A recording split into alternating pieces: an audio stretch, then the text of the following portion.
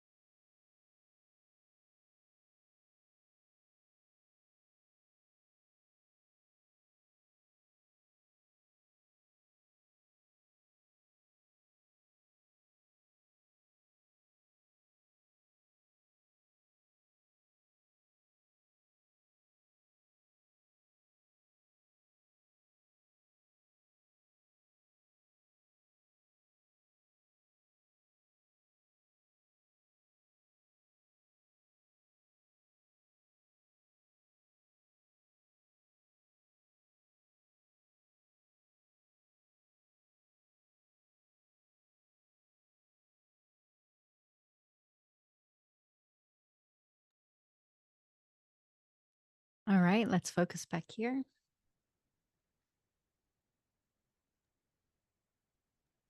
Okay. Okay, tell me, is there anything that you experienced while we were engaging? So I walked into the classroom, and usually I go up to the very front. They were like, nope, you got to go to the back. So I went back 3 rows, and they were like, this is for all the newbies. So there was a bunch of new beings in there. And then in between, there's a like a walkway in between the tables. And so there was a lot of new beings there. And when I first saw them, they were like they were dark. They didn't have any spark to them. They didn't have any light to them. And so they were there because they felt the need. It was like they needed a hope, like they were desperate for something. And so they were there. And then just the presence of Yeshua just totally changed them. And then they became bright. And the depression and sadness and fear left from them. And then they were glorified. They were bright. They had come to know who Yeshua was. And then after that, we went to this water hole that we usually go to. It's got a waterfall, Uh-huh. and the water is like a bluish green color. And then there's like cliffs, and people jump in, and people just swim. And I asked Yeshua, why are we here, and why do I always come here? And he said it's because there's healing in the water. That's So awesome. that's it. That Yay. was what I saw. Thank you. All right. How about Janina? So I was very aware of Yeshua, um, going through Yeshua, and I felt like it was like he was the translator of what is in heaven to help us understand what's on earth, or how we could relate to earthly stuff from a heavenly perspective. So I really felt like I was going deep into myself, like this portal was sucking me into myself and then going into the classroom through myself. And then when I got to the classroom, I felt a little bit like, what am I doing here? There are so many beings here. And then one of them spotted me and came to me, and then the other, and then the other. And soon there was these whole lot of beings around me. And we started telling stories about stuff that I'd done. And then they would take over and tell the story from their perspective. And it sounded completely different from their perspective than my perspective. It was a much more glorious account of what had happened. And so I realized that they have a totally different perspective from us, and they have a much more glorious perspective of what we are and do here than what I have. Wow. Very cool. Mm. Was rather profound. Nice. That's cool. Nidia, how about you?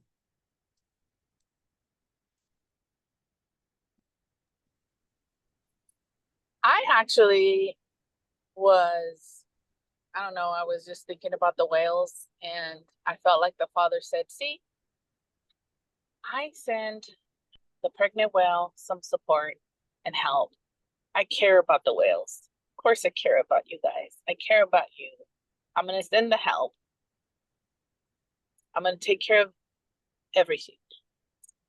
And man, I just was just marinating in that, and how deep and how wide the love of God is for us. And wow. And just, it was more of the sentiment, the feeling of, wow,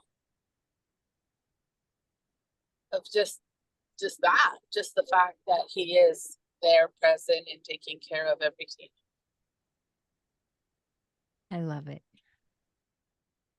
You know, that really leads into what we're talking about today. Even though we're supposed to be first talking about homework from last week, I think we might have to do it opposite.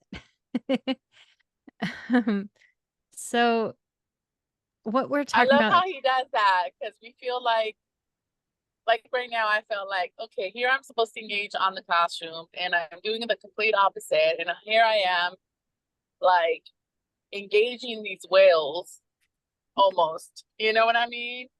And just feeling the love and how much Father loves the whales and cares for the whales. And I even felt like their personality, like very free and very knowledgeable and like caring, like even like whales within whales caring about each other to even have a midwife. Hello. How does the little whale know that I'm going to grow up to be the midwife whale? You know what I mean? And here I am engaging in this thing and just like feeling the love and feeling all that. And yeah, God is so good. He always yeah. has a lesson. And So thank you, Janine, for sharing about the whale. Very You're blessed. welcome. Definitely blessed me. that's Oh. awesome. Well, today, actually, everyone's experience in the classroom went just perfectly with what we're talking about today. So it's interesting what the Lord does. I mean, you know, you were like, I didn't really even do what I was supposed to do, but this is my experience. That's exactly what you're supposed to do because you were being led by the Lord. And so, no matter what our intentions are, He will always lead us to what we need to do. And so, this is one of the things is interesting. I was looking back at the notes from one of the times we did this 201 class, and it was a summer one like this. So it was 2 at a time. And I was reading back through the notes going, how does this relate at all? You know, when so of course I must have gotten off on some tangent at the beginning, and which is, you know, very normal for me. But one of the things that we were talking about then is one of the things that must be important to know when we are talking about angels and the storehouse, because those are the things we're talking about today. When we are led somewhere or when we want to do something, for instance, we want to engage with angels or we want to go to the storehouse. You know, Yeshua never really tells us no. He just redirects us somewhere else. And at least that's what he does with me. I don't think I've ever asked a question and he just outright was like, no, I'm not going to do that. He just all of a sudden I'm somewhere else doing something else. And that's the way that he redirects. And I really appreciate it because it's always exactly what I need or what I should be doing. And so just like the whales, it's exactly what you should be doing. And it's how he wants to communicate to you about whatever it is that you're going through. And I don't know how many times I've met with people and they say, I need you to help me go to the courts. And I go, well, let's see what Yeshua wants to do. Well, he does not take us to the courts. He takes us like into their heart and shows this trauma issue or something like that that seems so unrelated. But what happens is everything is built off of the healing from that. And so he always knows better than we do about what to do. Therefore, let us all just be open to being led by him and getting a redirect. Yeah. That's why today I am open to the redirect, and we will not talk about the homework, at least at first. We will go right into everything we're going to talk about. So, when I was engaging the classroom, I saw all sorts of angels that were so excited. I'm sure because we were talking about angels today, and interacting with angels and all of these things. But I actually started teaching them first. Even as we were just engaging the classroom, they were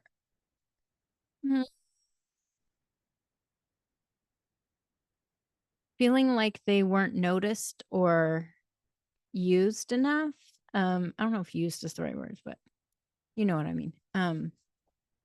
And I was just telling them, if you want more responsibility, you need to ask for it and show yourself to everyone.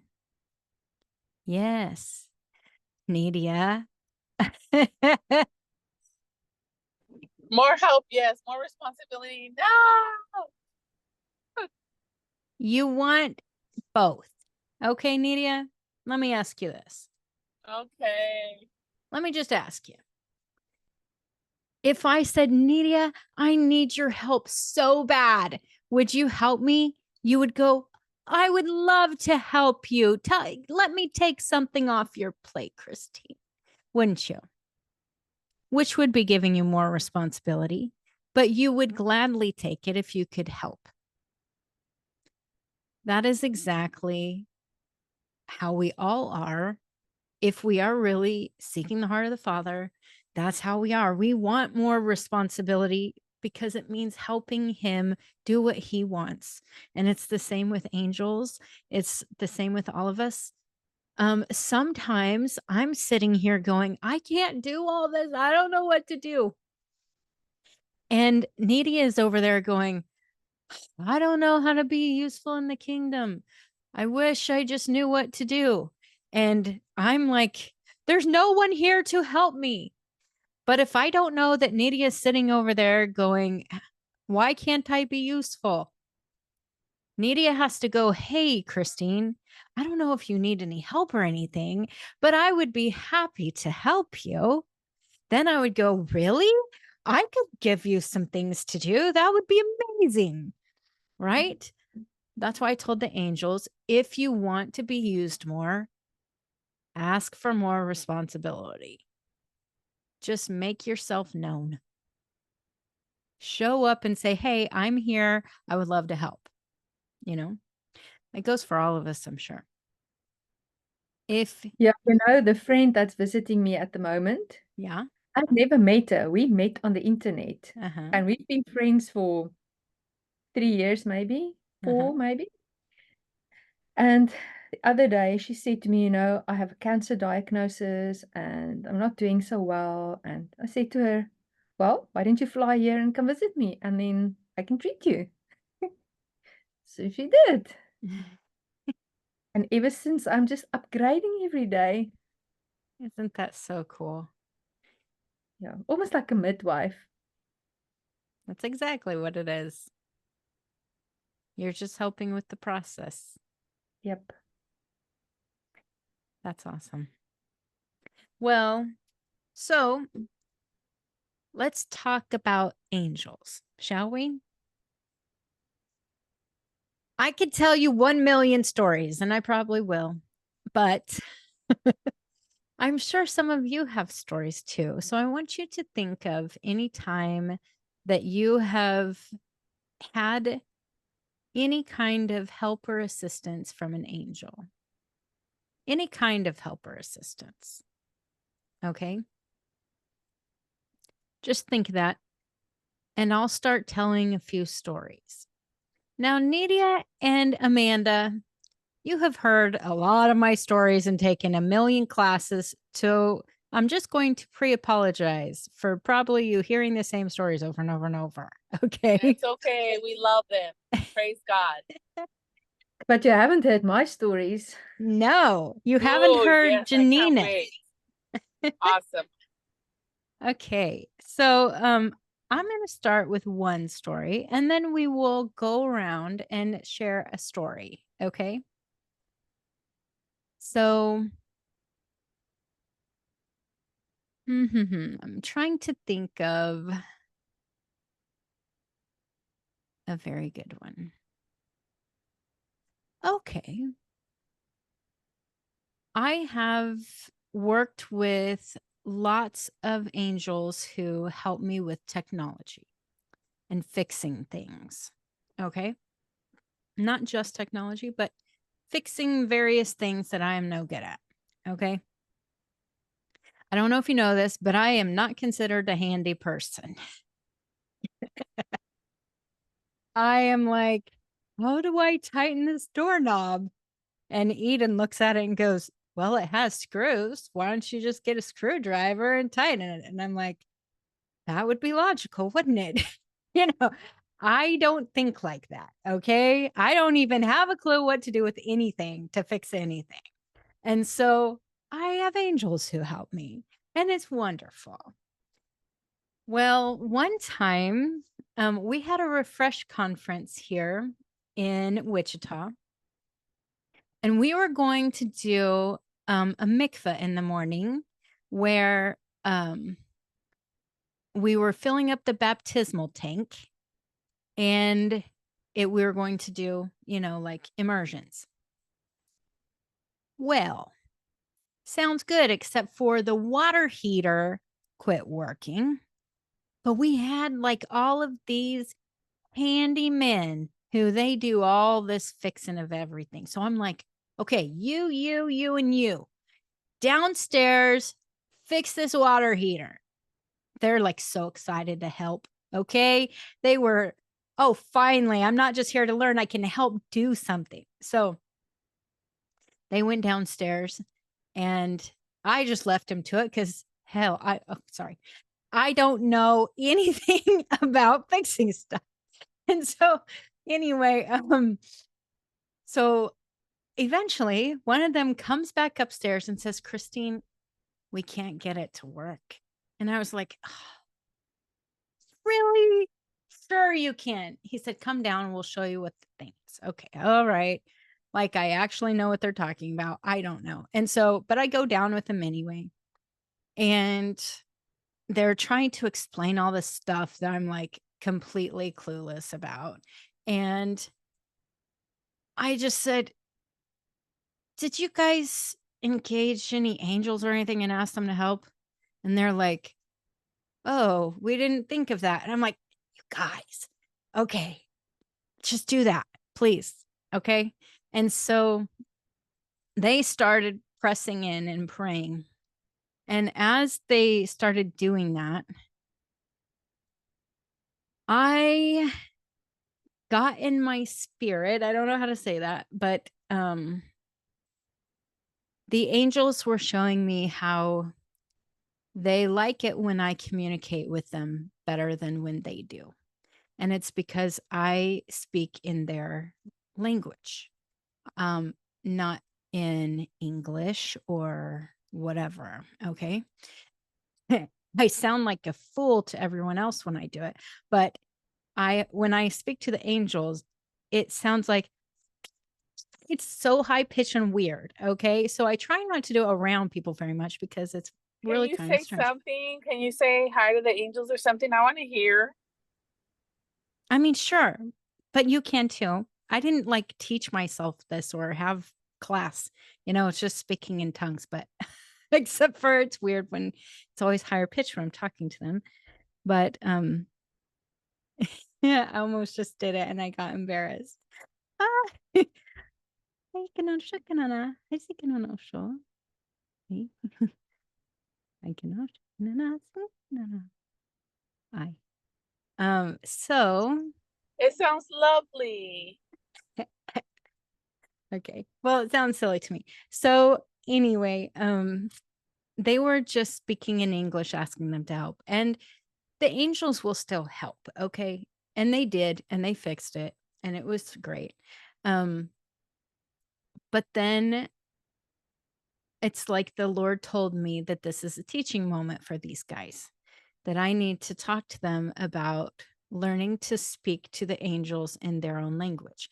It's kind of like, I'm going to say you, Janina, even though I don't, English might even be. Would you say Afrikaans is your first language or English? Afrikaans? Is that what you're saying? Oh, sorry, my mute. If I'm not muted, Afrikaans, yes. Okay, so wouldn't you be so happy if I started speaking to you in Afrikaans instead of English? Oh, yeah. That would be really cool. Right? And it's not that you can't speak in English and hear what I'm saying, but if I did that, it would make you feel like, wow, she really cares about me to try to learn Afrikaans, right? She really understands me. Yeah, because there's something more about also in language, there's some cultural things that are very difficult to translate. Mm-hmm. Yeah. And so personal and to the heart, being a bilingual person. If you speak to me in Spanish, I don't know, it seems more personal. And if you scold me in Spanish, that hurts even more than if you scold me in English. Wow. That's Mm. different. Okay. So it's probably easier for all of you guys to understand because I speak only English, except for I do speak a lot of tongues in the heavens. But in the earth, I only speak English. I have like this much of every other language. I know a little of a lot of languages. Okay. But I could say a few things. If I'm going to say thank you to Janina, I would say, buy a donkey, and And you know the most important word that works everywhere in South Africa? Leafy. I don't know. I'll call you Leafy. Lekker. Oh, lekker. That's right. Oh, that's lekker. I love it. Yes, we always say that. But, every time I, just like with you, Nidia, I don't really talk to you in Spanish. But if I go over to Mr. Taco, which is my favorite Mexican, I don't know if I would call it a restaurant. It's like a taco stand, but in a little building. Anyway, they don't speak a lick of English. And so I always say gracias, at least a little bit I can say, right? I could say lingua, tres lingua, por favor. That's what I would do if I want 3 lingua tacos. And You like lengua tacos? I love lingua. Oh, they're so good. I know. Although I did have some really bad lingua tacos one time, but usually it's the best. I especially like it on torta. But anyway, Food is also a language. I know. Okay. That's probably my first language is food. I could talk food all day long. But the point is, when we talk about angels, you can speak to them in Spanish or English or whatever. But it's better if you speak to them in their own language. If you speak in tongues, just be open to that tongue. I don't know how to say it any differently. I don't intentionally learn different languages in the heavenly realms.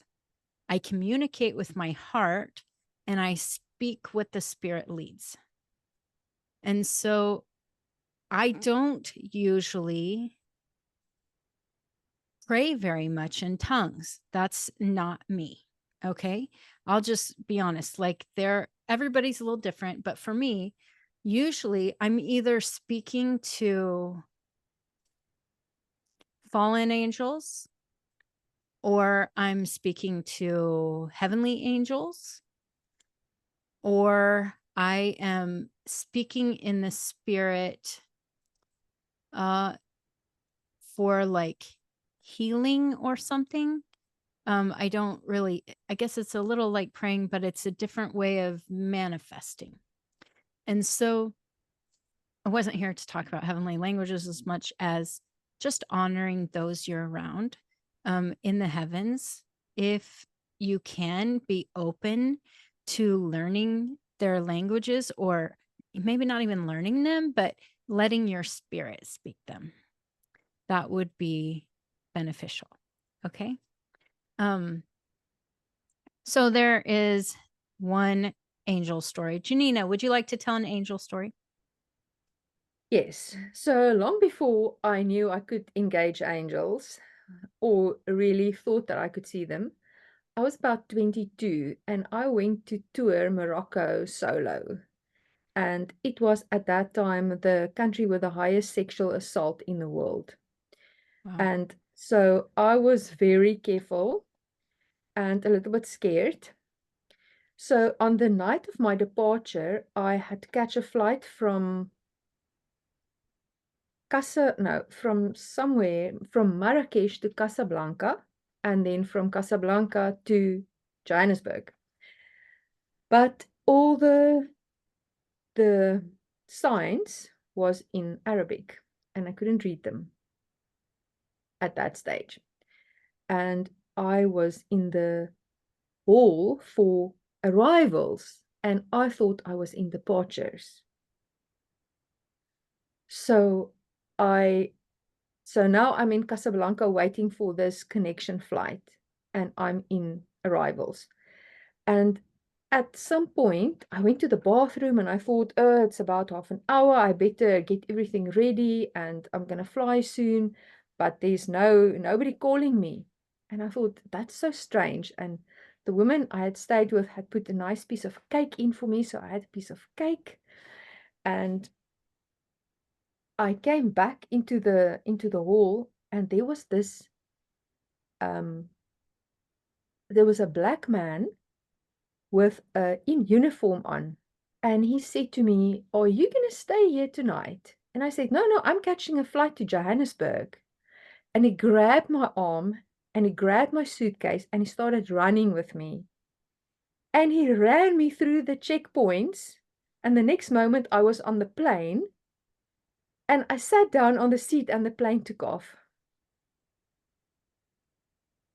That's so crazy. And I was like, I think that was an angel.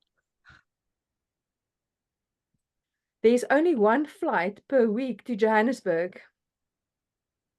Wow. Yeah, so I recognized that that was an angel. Wow. That's cool. I didn't get to ask his name. It was so fast. But I often think of him. Actually, I should go see if I can find him in the heavens. You should. That would be so cool. That would be. Wow. You should see if he's in our class by chance. That would be cool. That would be, yes, I never thought of that. He might be someone assigned to you. It's possible. Could be. Wow, exciting. That's cool. Yay. Thank you. Okay. How about Amanda? I was trying to think of one. One of them, well, I used to live in the country by myself. It was me and I had 5 dogs. And I was going through a really hard time. And financially, everything. And so I had $35. And I said, okay, Lord, I said, I've paid all my bills. What do I need to do with this $35? And so I fell asleep and I could hear an angel speaking to me and was telling me to pay my water bill. And I mean, I could just hear him whispering in my ear, just whispering and whispering. And then I woke up. However, I didn't pay my bill. I forgot because, I lived in the country and you had to go like out of your way to go pay it. And I was consumed with some other stuff and I never went around to go pay it.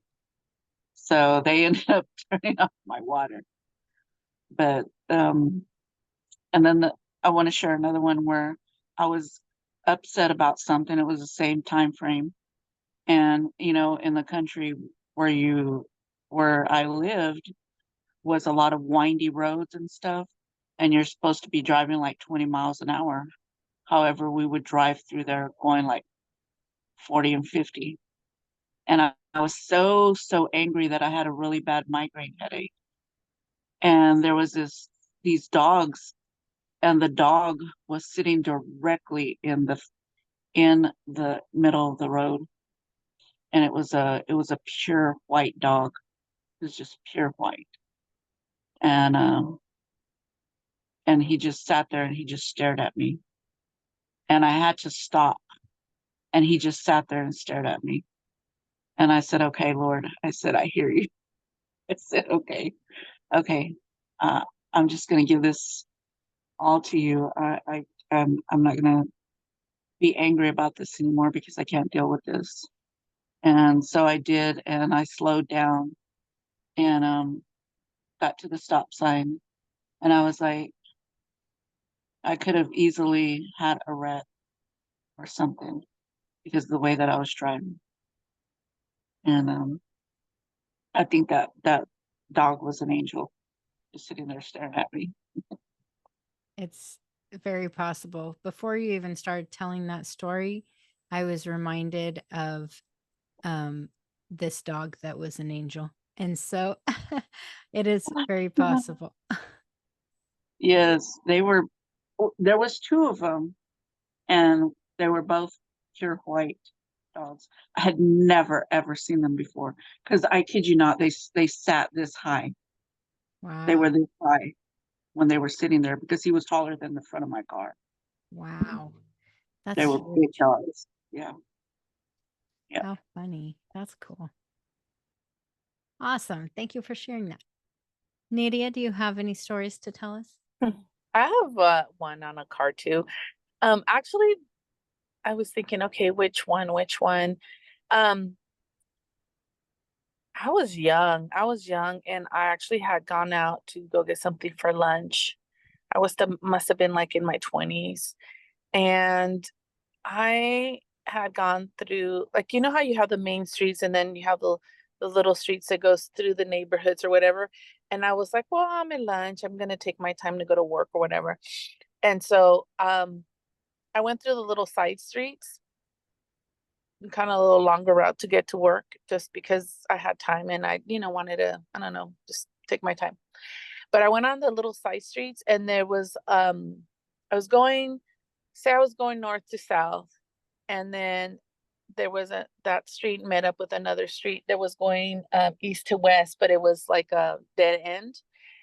And I was crossing the street. I was going close to the street, and I kind of, how when you go too close to the street, you kind of start to slow down to see, look both ways, make sure there's no other cars coming or whatnot. I didn't have a four-way stop or anything like that, but you kind of tend to do that like in residential areas.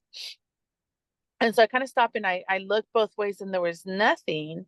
And so then I started to press my gas pedal, and then I felt like someone pushed it and didn't twist my ankle, but it twisted my foot for me not to press on the gas. So I didn't press on the gas, and I thought, what was that? And then I looked up. As I looked up, I saw this car just fly in front of me. This red car fly in front of me. And I was like, whoa, I didn't even see this car coming, because like I turned both ways and the car was not coming, but it flew right in front of me. And then I like looked, and then when I looked this way and I looked that way, it was gone. It was a dead end, but it was gone. But I know that was an angel that like pushed my foot away from pressing the gas, because this other car would have just smashed into me. He was driving so fast, so much so that when I just like saw him go right in front of me. But when I looked to the side again to kind of see what was that coming from, it was completely gone. So that was one. And then, I mean, of course I have other ones, but he fixed my one of the angels fixed my ice machine in my refrigerator. I remember that. Yeah. And then of course I have Billa that helps me a lot, and then Shamuel that, yeah. So I'll just share those That's two awesome. quick ones. Cool. That's exciting. I was telling someone, I don't know when, might have been the beginners class last week. But I was talking about how I had this one vehicle. It was right when I was like starting to teach my kids about um, interacting with their angels and things like that. Okay. So I was talking to them a lot about this stuff. And, but I'm not always the brightest. I'll just tell you this. I sometimes, the things I should know, I like not thinking of it or anything. And so we had a minivan and I could not get this minivan to start. I mean, have you ever had a vehicle where you like try to turn the key and it's like stuck and you have to kind of do this with the steering wheel to get it to unstick so you can turn it, right? Well, it wouldn't turn. It was just like that, but it wasn't working for me to do that. And so I'm just trying and trying and trying and trying. Nothing was working. So I had like a neighbor who was outside come over and help me try. He couldn't get it to work. Another person came over to get it to work. And I was just like, what the heck am I supposed to do? I can't go without a vehicle. And I'm stressing out. And Eden, at the time, she was probably 7 or something, 6 or 7, I'd say. And she just goes, Mom, how come you didn't ask any angels to help? And I was like, I don't know. I didn't think of it. Let's just ask right now. And as I'm asking, I'm really also asking the Lord, Lord, I need you to come through right now because Eden's faith is on the line, you know? And so I'm like, this better work, you know? But I asked the angels to help, started right up. And the key turned and it was fine. I'm like, yay, it's fixed. Good. We get to where we're going. Wonderful. Get back in the vehicle. Same thing. Wouldn't start. So I said, well, guys, I guess we need to ask the angels to help start our car again. So we all press in and ask the angels and starts right up. Well, I don't know what was wrong with this thing, but from that point on, I had to have angels start the car. It would not start by itself. And no one could do it except for me. I mean, probably the kids could, but they're not driving. And so, anyway, but like my husband couldn't do it. Nobody else could do it. It was just, I would ask the angels and then it'd start. And so I learned that's just what I have to do with this vehicle until I go to trade it in for a new vehicle. And they will only give me the minimum trade in because it won't start. And I'm like, they said, how did you get it here? And I'm like, it's kind of hard to teach, but I just asked these angels to start it every time. And it was the most awkward thing to have to say to someone. But anyway, they still only gave me the minimum because they couldn't get it to turn over and get it to start. And yeah, but sometimes if we will just remember that they are happy to help and enlist their help for things that we're struggling with, they will help. And so anyway, I had learned to have good relationship with these angels and they started helping me with all sorts of things. One time the transmission dropped in my car. Well, I didn't have the money to do anything about it. So laid hands on the car, asked the angels to come and help. Worked ever since. Like, I don't understand it. I am not a technical person. I told you, you know that. I don't fix things, but they do. And I'm super thankful for it. And there's so much. I was thinking about, I don't really know how I learned this. If the Lord taught me or somebody else I heard it from, I don't really remember. But every time I would go to like the church that I was going to, okay, it was the source used to be a church, okay, before it was just a ministry. And, or I would say it was just a church. Now it's a ministry. Anyway, but it was a normal church where you go for worship service and whatever. And when I would go, I learned that Arius was the angel of the house. And so I started engaging him every time and engaging the angels to come and worship with us and us to be able to like worship in the throne room with them. And that was just something that I did every time I went. And then I started getting asked to go and speak at other churches. So then I would ask Arias to go talk to the angel of the house before I got there to welcome me in and to make sure that I was okay to go.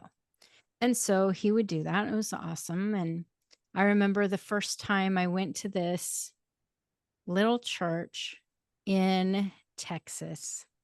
And this little church was a United Methodist church. And these 4 ladies found me at a different conference and asked me to go and do a conference there, even though nobody but them knew anything about engaging heaven. And so when I went, I asked Arias to go and engage the angel of the house for me, make sure I was welcome. And I was welcome. And I was a little surprised because, it's a little United Methodist church out in the middle of nowhere, basically. And so if you know anything about middle of nowhere traditional churches, they're usually way more traditional than in like a big city or something. So I go, and as soon as I get there, one of the ladies comes up to me, one of the ladies who invited me, came up to me and said, "Hey, I just want to warn you, my husband is here and he is totally against you being here.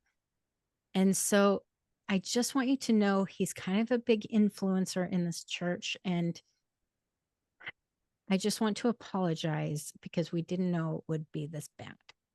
And I was like, "It's okay. I already asked the angel of the house if I could come, so I know I'm welcome." And I went over to her husband and introduced myself and was lovey-dovey because that's how I am. And I wanted to win him over. That's what I wanted to do. And so I started out by doing that. And I started teaching just like I would teach anybody else about engaging heaven. And we had this time where I taught on the courts, and then we all went and had an experience together. And this guy had the most awesome encounter with the Lord that he got up after, like right after, and shared it with everybody about what the Lord showed him. And it broke the spirit of religion there. And all of a sudden, in the middle of teaching, this super old lady on a walker just walked up in the middle of me teaching and just said, I'm just wondering, I'm sorry to interrupt, but do you think you could heal me?" And I was like, "Well, I don't know. Let's just ask the Lord." And so I just stopped everything and just started praying over her. And I could tell he was healing her. And so I said, "Okay, you got to give up your walker if you want to be healed, because I can tell you're being healed right now. So do you think you'll try to walk without your walker?" And so she said, "Okay, I feel good. I'm going to try." She started walking circles around this whole thing over and over and over. And it was awesome. And then all these other people started coming up for healing. And it was so cool to see how just interacting with the angel of the house changed everything. When we ignore the angel of the house, stuff just doesn't happen. So I recommend, if you ever go to church or even if you go to a business, I didn't even think of this before, but one of the things that I help people do is I help them govern their businesses. And always there is an angel of the house for the business.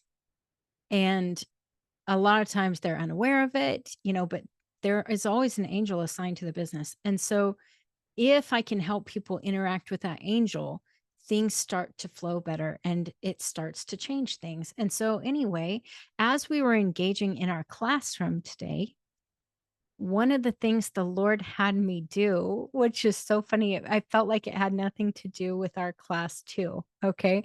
But it was for this teaching time, I guess, is I had not thought of it, but I have been struggling. Okay, so you guys know I've had some blood sugar problems and stuff, and so I've had to go to this diabetes center. And they have been really wonderful to me in trying to get me financial help for things because I don't have insurance, um, and all of this. But this last week, I got hit with kind of a really difficult situation with my glucose sensor. So I have a continuous glucose monitor that I have to use. And they put me on this one because this company who does this monitor does financial aid. And so they said, we'll help get you financial aid for all of your medicines and things like that. But on this one, you have to call yourself. And I'm like, no problem. Okay. So I called them and they say, sorry, we only give financial assistance to type 1 diabetics, not to type 2. And I was like, oh. And so then I called my pharmacy to see how much is this going to cost every month, basically.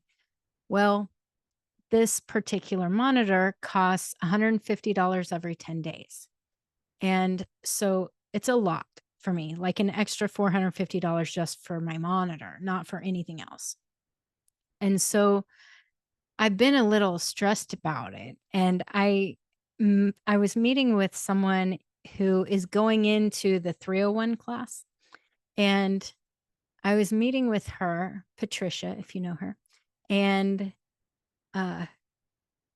it was about her own stuff, not about mine. But the Lord said, you need to share this with Patricia. So I shared with Patricia about what was going on with the monitor. And she said, hey, have you gone to the Storehouse? And I'm like, of course not. Don't ever think of the things I teach. And so I'm just being honest. I told you sometimes I'm a little dull and I didn't even think to go to the Storehouse. But I did. I said, okay, I know I need to go to the Storehouse. I said, I feel like I don't even know where to start today. And so I went to the store. At the front of the Storehouse is this angel who kind of, I'm going to say, manages it. I don't know what to say, but you always like check in and write things down there at the front. And at least this is my experience. And so anyway, I went to the angel and I was like, I don't even know what I'm doing. I don't know if I need to ask for the sensor or if I need to ask for something else or if I need to ask for money. I don't even know. And I said, can you please deal with this for me? And so this angel went and did everything for me. And then a couple hours later, I get a donation that's just randomly sent to me on PayPal. And it just says Storehouse. And it was for almost the exact amount of what I needed for the glucose monitors. And so anyway, it was a huge blessing. But then as we were engaging the classroom today, the Lord was saying, you haven't engaged the angel of the house for the diabetes center. And so I was like, oh, didn't even think of that. And so I was like, all right. And so I started engaging the angel and I felt like I just needed to ask for favor. Like I need favor and I need favor and I need provision. And I felt like they were just going to treat me with amazing favor there.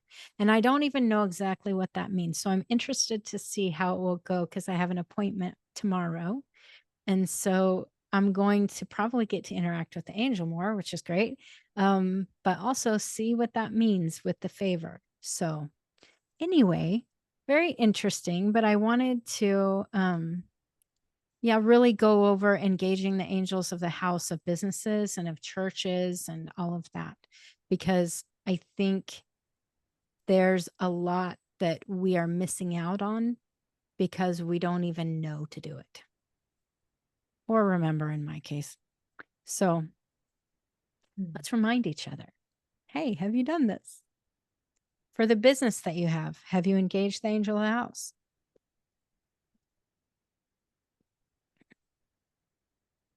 So you better do that. Part of your bench. Okay. Think of that. Even if it's not a business that you run, a lot of times, like I'm thinking of you, Nydia, with your school. Okay. It's not That's a what I business was you just run, thinking too. but in the heavenlies, you probably are in charge of governing it, because who else is going to govern it there? Right. I mean, I don't know. Maybe there are others there, but most likely you're the only one. And so it's up to you to engage the angel of the house and to see, is there anything I need to do in the heavenlies over this business, over this school, over the admin, over whatever it is, the students, to pay attention to governing that. So I'm sure there are lots of more angels to help. In fact, you have so many people who have angels there, like even just the students, all of their personal angels, half of them won't even know they exist. Maybe 90% of them won't even know they exist. But you do. And so you can say, hey, can you help them today? Can you, whatever it is, you can really interact with them and help. One of the things that I do need you to know about interacting with other people's angels and asking them to do things is that you can only do that until they are mature enough to do it themselves. And then you don't have the, I guess, I don't know if authority is the right word, but you know what I'm saying? They have to do that. So I kind of found this out by accident with my son. I was governing all of my family and so like in my house, I would every day or every night ask for all of their angels, like my husband, my 3 kids. I would ask for all of their angels to protect them as they sleep, to make sure they don't have bad dreams, all of these things, to make sure we don't have bugs coming in the house or demonic stuff trying to, whatever. I'm just doing all of this. And so I was doing that. And then one day I couldn't do that with Soren's angel.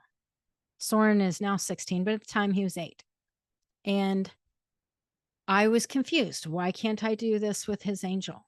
And the Lord just showed me now he has to do it with his angel because he has grown into maturity. Now, what's interesting is Soren, even though he was only 8, he was every single night for months asking to go to the courts of heaven to repent for stuff or whatever. I don't know what got into him, but he was like broken over his own junk. And you would think an 8-year-old, how much junk do they have? You would be shocked. Just all sorts of stuff comes up. One time you told me not to watch TV and I snuck and watched TV, whatever. It was something like this. And this stuff started coming up. And so I started taking him to the courts and he started learning how to govern. And he started growing to where in the spirit, when I saw him over his mountain, he looked like he was in his 20s. Like that's what his spirit man looked like. Okay. Like a young adult warrior kind of dude. And anyway, it was interesting because he was just 8. And so when the Lord told me that now he has to do this, I had to go tell him, hey, I can't do this anymore for you. This is something you need to do. So he started doing it. And it was right. He's better at doing it than I am. He still is way better at it than me. He just is wired that way where he can interact with his angels. He can ask them to set up protection. He still does it every night more than I do to protect the girls when they go out. He's so good at it.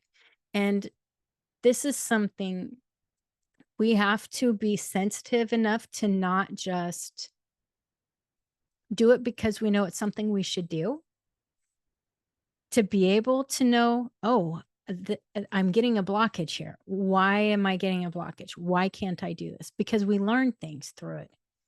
And so we need to know, why can't I do this? What has changed? Am I not supposed to do this? Oh, I don't know how many times I've been told I'm not supposed to do something, and I got this bad, like, what's wrong with me?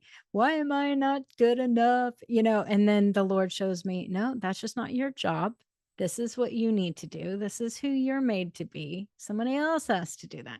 And so anyway, I just want you to know that you can interact with others' angels until they are able to do it on their own, and then they must do it. And if they don't do it, it's on them, which is hard, but true. And it doesn't have to do with age. It has to do with spiritual maturity. So I still could do it for my husband at that time. I was still doing it for him, well, until we got divorced. I was still always governing with his angel because he wasn't spiritually mature enough to do it yet. I'm hoping he is now, but yeah, I don't know. We just have to be sensitive to do it when we're supposed to and not do it when we're not supposed to. And now I can't even engage over him. The Lord has told me, no, you can't engage over him anymore, which is wild for me because I was so used to doing it all the time. And now I can't do that anymore. So be sensitive, whatever the Lord is saying to do or not do. Don't just do it because you've done it for 20 years. Always be led. Yeah. Okay, I could tell you a million more things about angels, but I just want you to know that they manifest in different realms in different ways. So if you see one in the spirit realm of the earth, it's going to look way different than if you see it in our classroom. Okay, so don't be shocked if you see a bright white light and somehow it's an angel, when you don't ever see them like that in the heavenlies, or maybe you do, but it's important to just go, okay, sense who they are, or ask who they are, or ask why they're manifesting. A lot of times for me, I don't see them manifest in the earth very often. When I do, they're trying to get my attention. So it's like I then have to go and put my little spiritual antenna up because I don't always pay attention. I'll just be honest. Sometimes I just, I'm making some zeal, not really thinking about anything spiritual. And so then they have to show up. So I'll actually pay attention. And so that happens to me, but it doesn't happen that often. I feel like it's only when it's pretty important. But also, there are angels who literally do work in the body. Janina, you probably know this since you work on the body so much. If you don't, here's a good tip. I'm listening. I was just working on someone the other day, my friend Paula. She is struggling with all sorts of really major reproductive issues. She's not trying to reproduce, just having all sorts of trouble in those areas, her doctors have been very not helpful, I would say. And she's been super struggling. And so I was like, well, have you engaged over what to do about it with the Lord? And she's like, nope. And kind of like me, I don't always think of the things that are obvious. And so she was like that. And I said, well, let's engage and see. Maybe he'll heal you today, And so we started engaging. And all of a sudden, I saw these tiny, tiny little, I'm going to call them stitching angels. I saw these angels who were stitching up these lesions that she had. Now, she didn't know she had lesions. This is just what I'm seeing happening in the body, are these little angels going and stitching up these lesions that are everywhere. And I'm like, well, that's interesting. And then all of a sudden,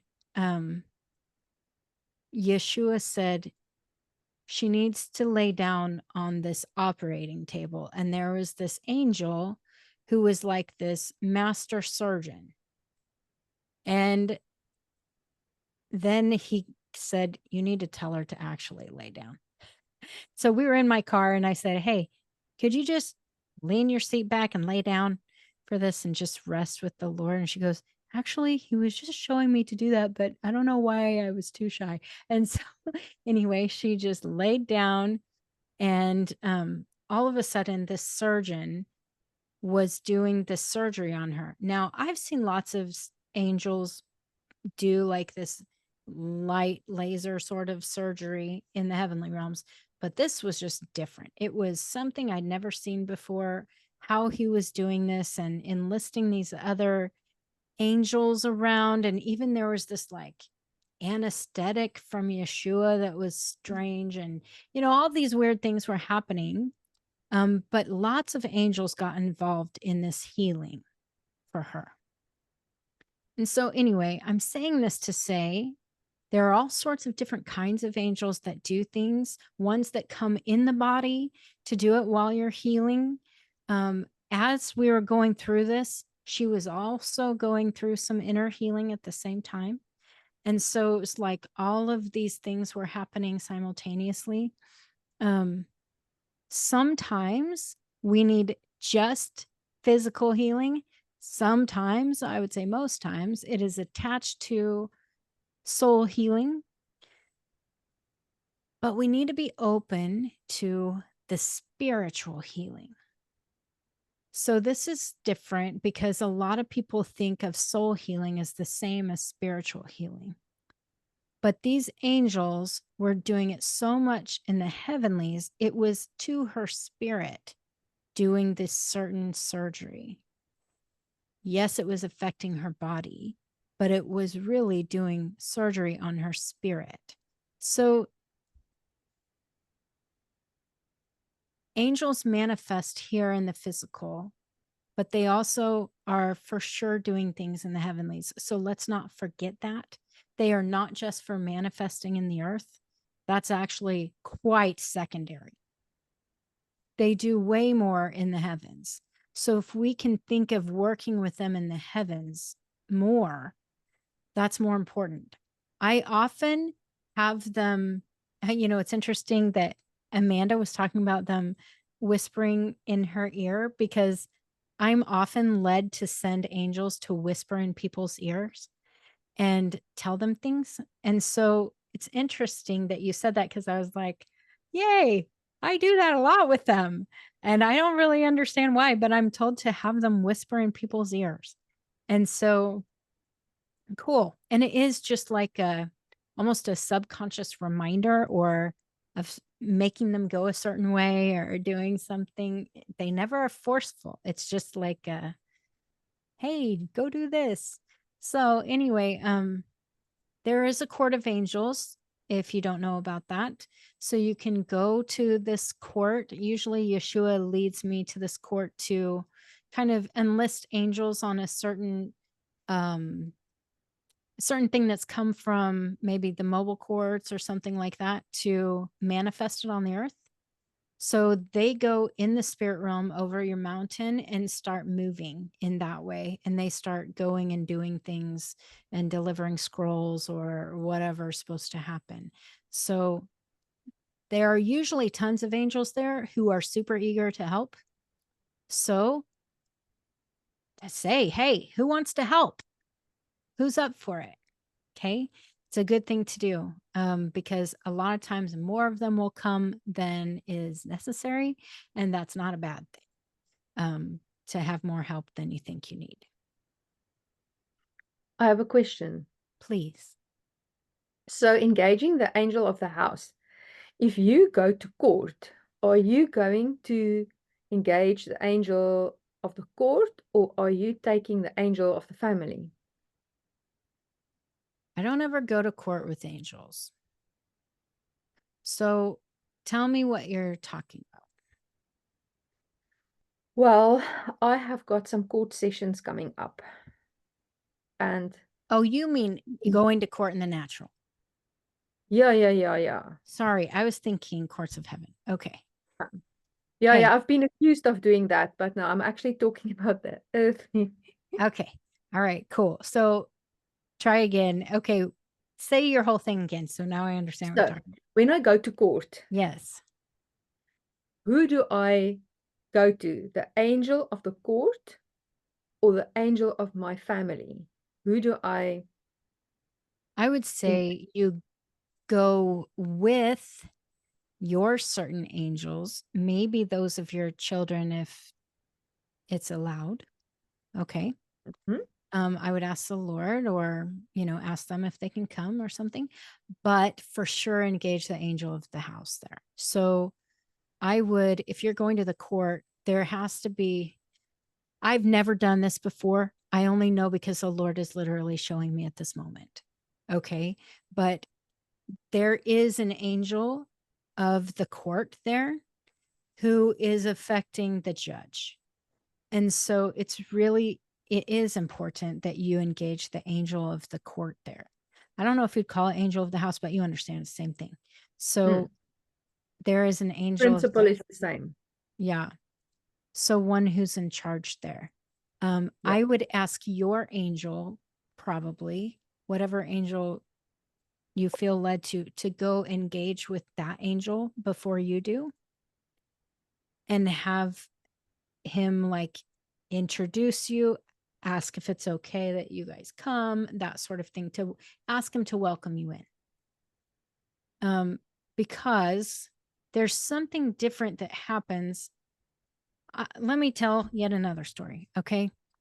I, many, many times have had people ask me to go to Cedar Creek. It's in Missouri, where lots of mystic teachers go to teach. Justin Abraham, Nancy Kohen, Kirby Delanerol, lots of these guys go out there and teach and have conferences out at this big, huge, I would say it's a conference center sort of, but it's also like an RV park at a lake and stuff. Well, anyway, I have never gotten an okay from the Lord to go out to one of these conferences at Cedar Creek. I didn't really think anything about it, but I do have a good friend, Dwight, and some of you know him. He taught in Kohen Gadol. He works out at Cedar Creek as a worship leader. But I was going to visit him just because he's a friend. And so I went out, Josh and I went and stayed with Dwight at his house. And he was like, "Oh, I want to go show you around Cedar Creek."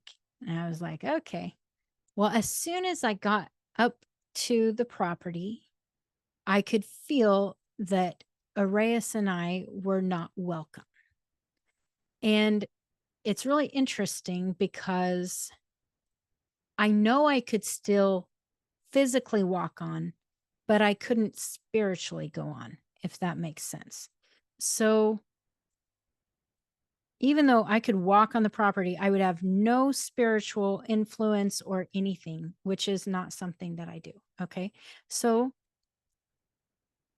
I was like, what is happening? Why would I not be welcome? And all of a sudden, the Lord said, ask Dwight to go talk to the angel of the house and ask him to welcome you and Arias.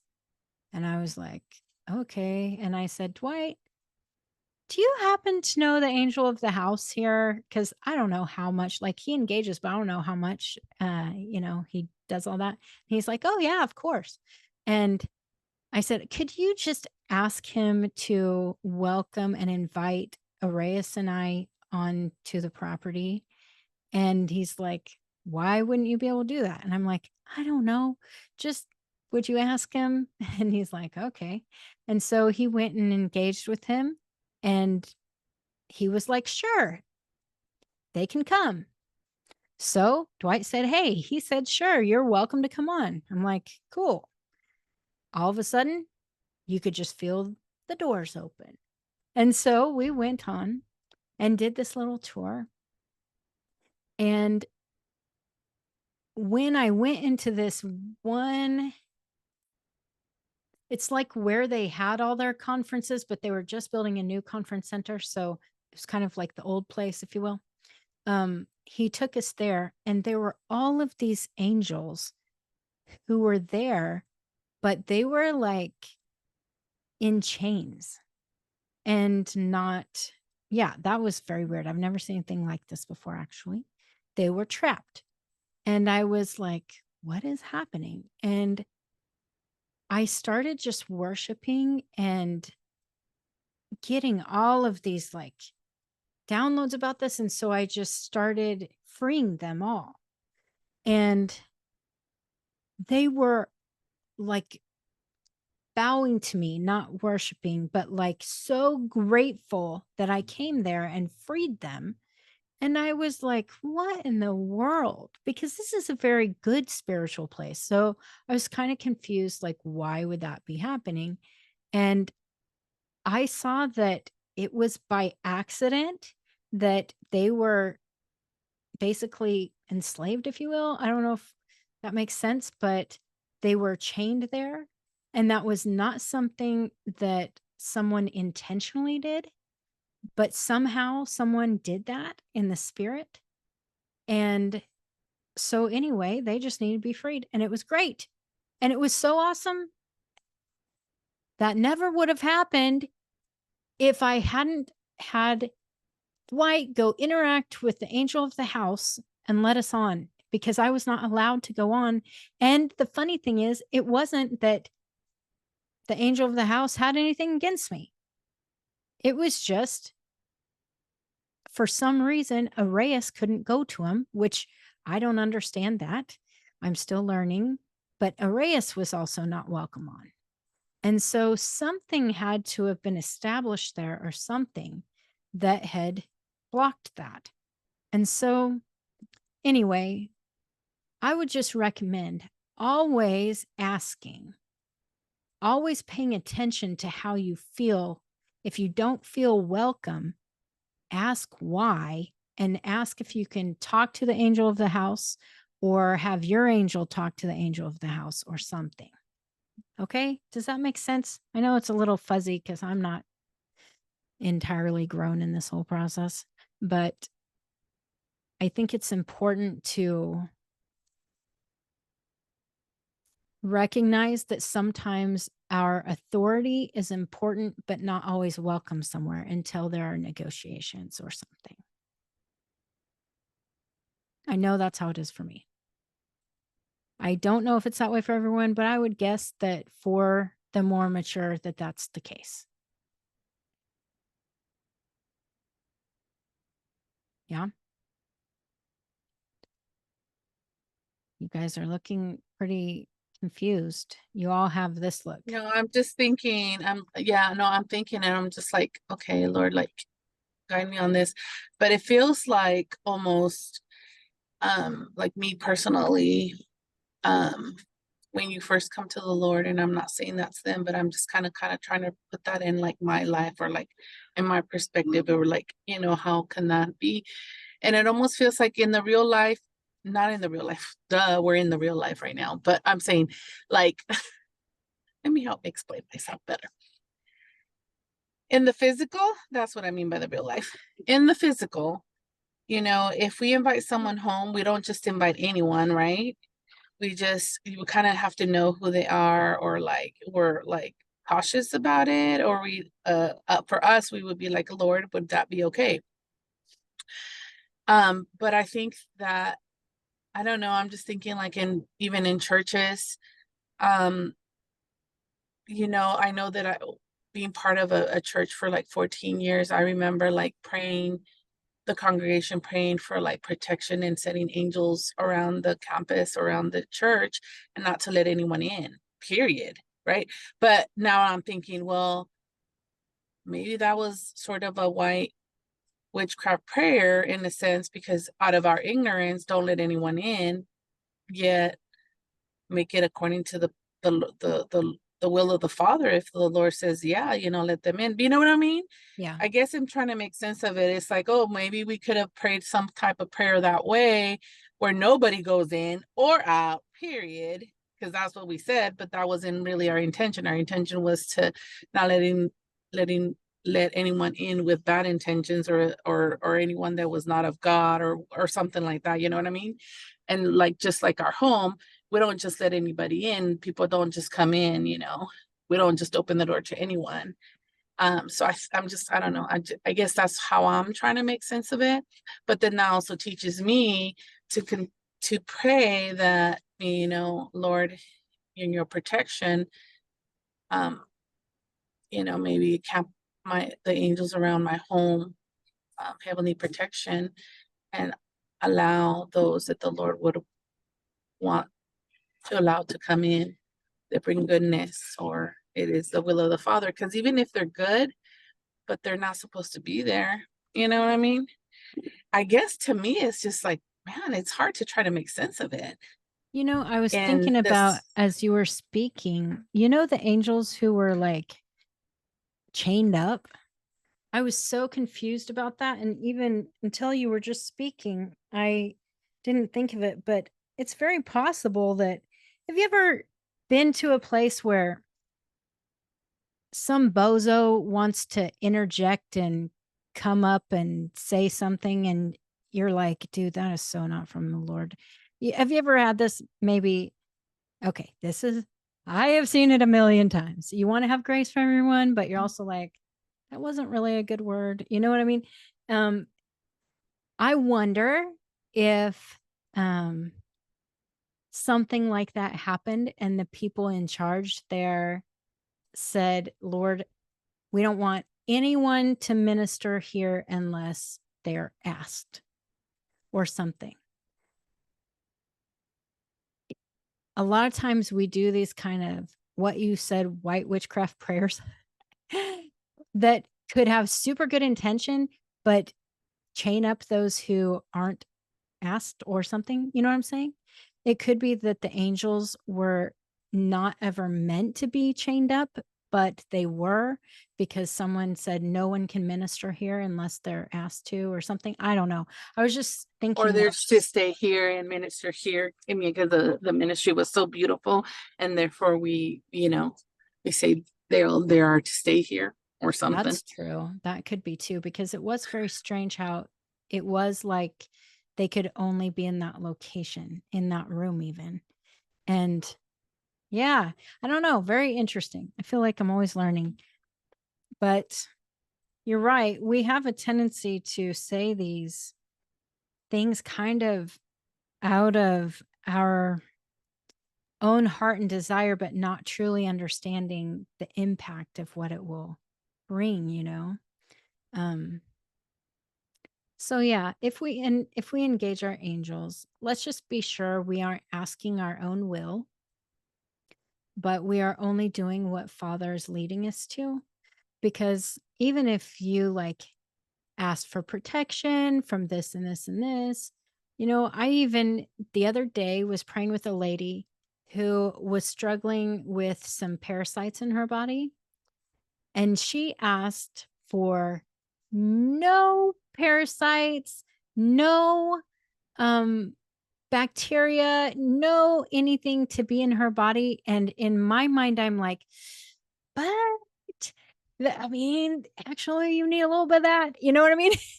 And in my mind, I guess she was really trying to pray for her own health. But sometimes we pray things outside of what the Father's leading just because we don't know better.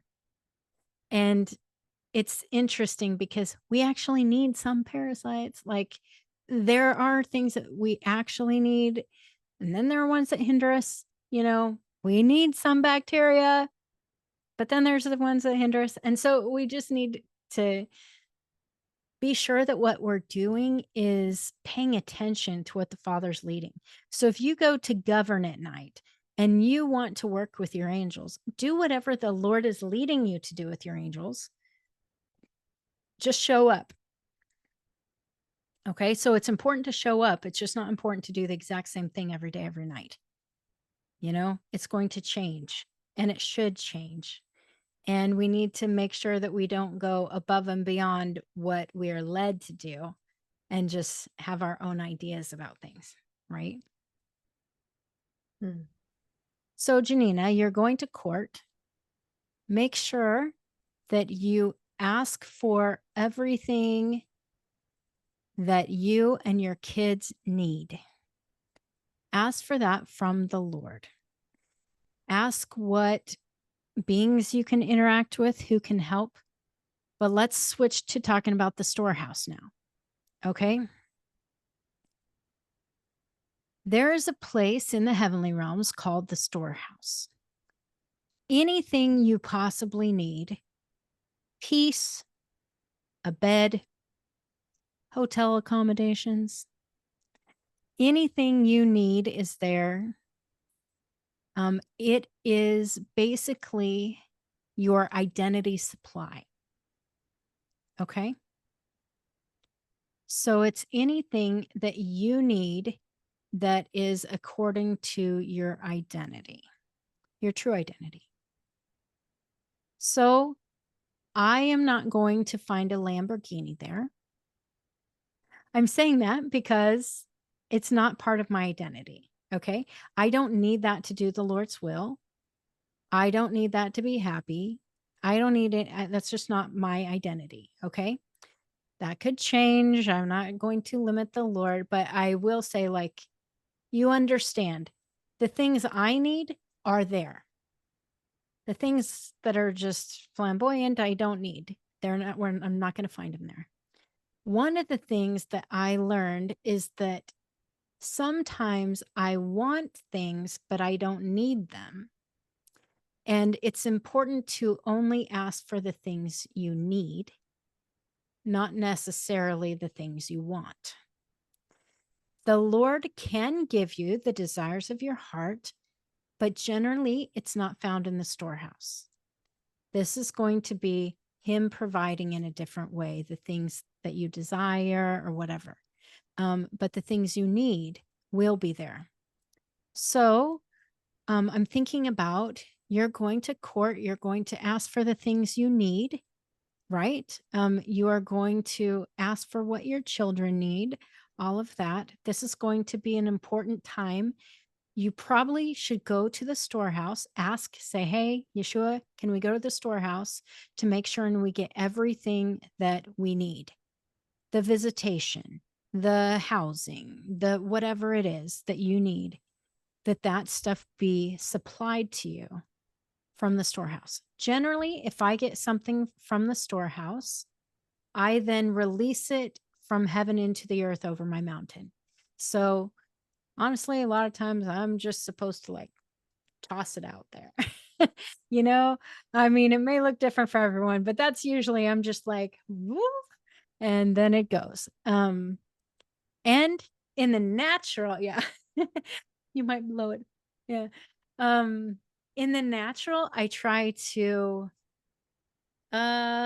receive with open hands. I don't know if that makes sense, but like put myself in a posture of receiving when that happens, because the currency of heaven is faith. If you don't believe it's going to happen, it won't. It won't. You can only buy it with faith. Okay. So you have to believe for it. So that's why I try to position myself in a place to receive, so that I know I am believing for the manifestation. Okay. I have been able to go to the storehouse for other people's needs. So I'm basically going out of their identity supply. Okay. So I'm going to the storehouse. It looks the same to me. But I'm going for their needs. And then I release it over their mountain and I see it manifest. And so you might be led to do this over people you're in covenant with, or your family, or whatever, someone who's close to you, a close friend. You might be led to do that.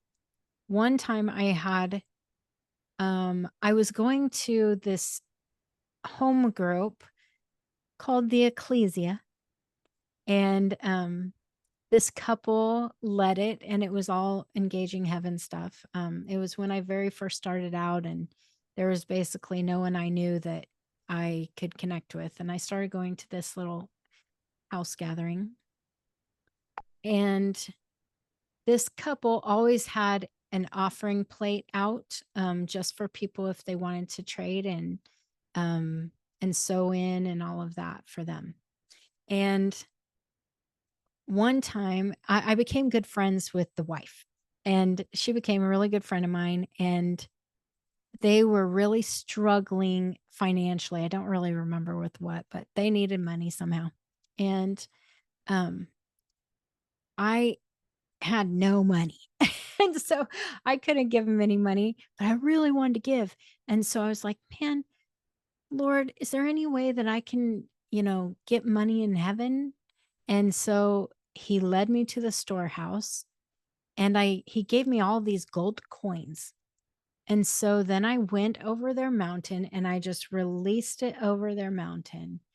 And I don't know how it was wonderful, but they had a manifestation in that little offering plate later when nobody was there. It was just at their house on the table. And they had hundreds of dollars show up in that offering plate. And they had no idea how it got there. And I was like, I'm pretty sure it was a storehouse. And so I was like telling them how excited I was about it and stuff. And anyway, it gave me a lot of understanding and faith on how to access that for other people too, and not just yourself. So, by the way, feel free, everyone, to ask for, say, diabetes supplies or money for paying bills or anything like that. Feel free to ask for that in the storehouse for me if you feel it. Plane tickets to South Africa. Yes, I would love to have a ticket to South Africa. That would be nice. Hey, you want to hear a good story? It'll be much shorter. But I went to Nashville like not last week, but the one before that. You might have seen the skydiving footage. And anyway, this lady invited me out who I minister to, and she wanted to treat me for a getaway and have me rest. And I was like, oh yeah, right. I'm sure I'm going to have to be ministering the whole time, but I was okay. I'll do it anyway. And so I went, I asked the Lord, he said yes. Well, on the way back, okay, so Nashville is a 13-hour drive from where I'm at. Okay, so I flew. She booked the tickets. She was insistent on booking the certain airline. And I had not flown this airline for like 20 years. And so it was a big old surprise for me. Have you guys in the States flown Southwest? It's freaking weird. Okay, let me just tell you, I have not done this, but you know how every other airline, you buy a ticket, you have a seat assignment, whatever, right? Well, on Southwest, there are no seat assignments. It is first come, first serve. And so, not only that, they give you a group number and then a group letter and then a number aside for that. And so you have to, when they call group A and you're like A15, you have to get in line and then figure out who's ahead of you and who's behind you according to what number they have. It is so freaking weird. But anyway, so I didn't know any of this. And when I flew there, was the second to last on the plane. And I'm like, lady, I don't know where my seat assignment is. And she goes, oh, you just have to pick a seat that's open. And I'm like, of course, I have to sit in between two burly men, because that's all that's left. And so, fine, it was all right. But on the way back, this lady booked my ticket to fly through Las Vegas. That would mean nothing to you, Janina, probably, but I'm in the center of the United States. Nashville's to the east. Las Vegas is to the west. And so I'm having to fly across the United States to get back home. Okay. Stupid. All right. It's like the dumbest way to go. The amount of travel time, including being at the airports, was like 15 hours when I told you it takes 13 hours to drive there. Okay. That's how crazy this was. So I get to the airport and I find out I am in group C, number 50, the very last seat assignment on this Las Vegas trip that is overbooked. And I'm like, oh man, I was just dreading it and like, Lord, oh, how could this happen? I'm like whining to the Lord. And and I'm seated like, I get there a little early because the person I was with is a little paranoid. And so I'm much earlier to the airport than I probably should be. But whatever. I'm sitting there waiting on the flight really early, and I'm seated right next to the ticket counter. And they say, if anyone is available to change their travel plans, we will offer an $800 travel voucher. I jumped up as fast as possible before they were even done with the announcement and was like, me, pick me, pick me. And so, anyway, they changed my whole flight schedule.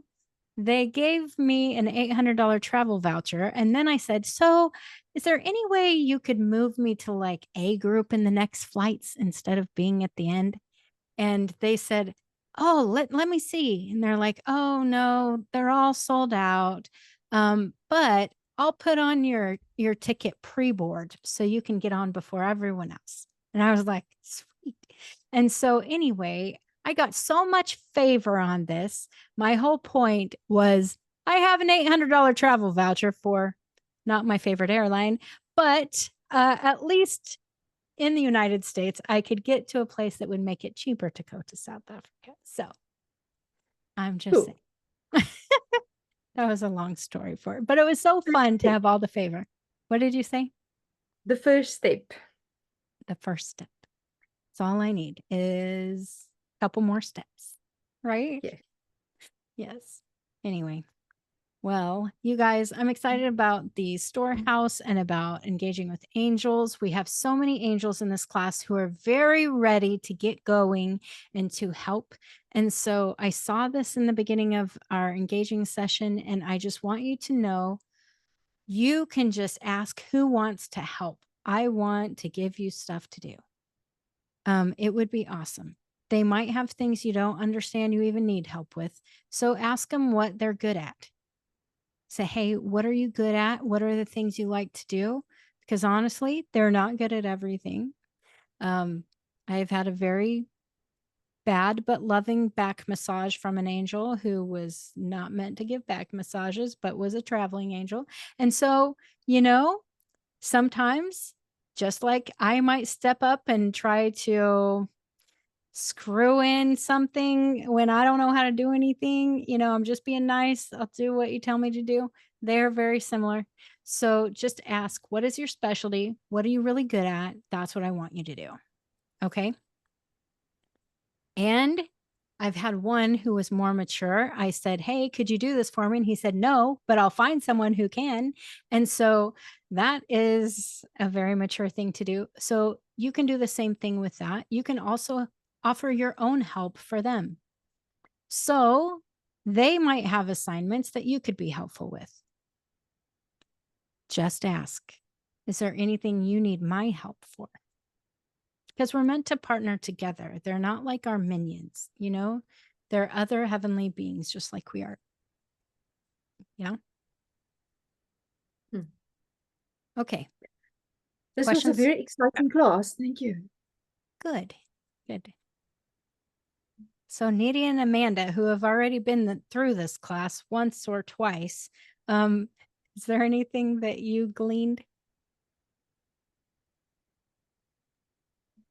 There's always more clarification for me that, because we've talked in the past about engaging the angel at my job, but there's two angels because there's one over the business and then there's one over the area where I actually work. Cool. And so, and not only that, but sometimes like when I'm out and about going to the stores and stuff like that, because I have to get into electric cart, it was embarrassing at first. And it can get like really hectic. But everywhere I go, whenever I'm in that cart, I just have so much favor. People are always so nice, and they're always like, "Can I help you? Do you need help? Here, let me help you." And I'm just like smiling because I know that it's the Lord. I know it's angels. I know it's somebody helping me. That's so awesome. I love that. Yeah. Mm-hmm. And oh, what I was going to share with you is that the Father had told me he was going to give me a surprise, and he gave me a $4,000 raise at work. Woof, woof. Yeah, that's awesome. Congratulations. Thank you. Yay. I'm so glad for you. Amen to that. Praise God. I Yeah. had a question. Yes. By the sounds of it, it also sounds like we might have angels in different areas of our life that are in charge of that. Mhm. You know, like obviously ministry, but maybe family, marriage, maybe as a mother, you know, how to manage that area and stuff. And so I don't know, I just kind of got that feeling, and I felt like, wow, maybe I need to start to from basics and like go back and look at my blueprint and start managing there and then go from there, you know, Absolutely. into Mhm. business and ministry and whatnot. And then also my cell phone burnt, like it overheated and died kaput. And I am borrowing my daughter's old iPhone, which I'm still getting used to it. So I don't have the link. If you don't mind, I tried looking up for it, and for whatever reason, it's not for me to me. And then I guess maybe because it's my iPhone, I can't seem to find the link to engaging having appointments, because I've been wanting to make an appointment because I do need to go back and start engaging. I want to, and I have shared that with you, I want to engage like regularly, especially at work, which is one of my biggest stressors. So if you don't mind, maybe sharing it in the group, not necessarily here because then it'll be gone, but so it'll be like easy. I appreciate it. I know No it's problem. I'll I've put it in asked for the it tons of Kings. times, but I'll put it in the Kings and Priests group so everybody sees it. Okay. yeah, Cool. thank you. You're welcome. Okay. Any other questions or comments? Okay, well, if you want to stay on for longer, we are going to, in just 3 minutes, have our Kingdom Builders Engaging Heaven group. And so we're going to be engaging together. Don't feel pressured to, but you're welcome to if you'd like. It'll be right here. So I'm just going to stay on and stop the recording. Okay. Oh, and I saw where it's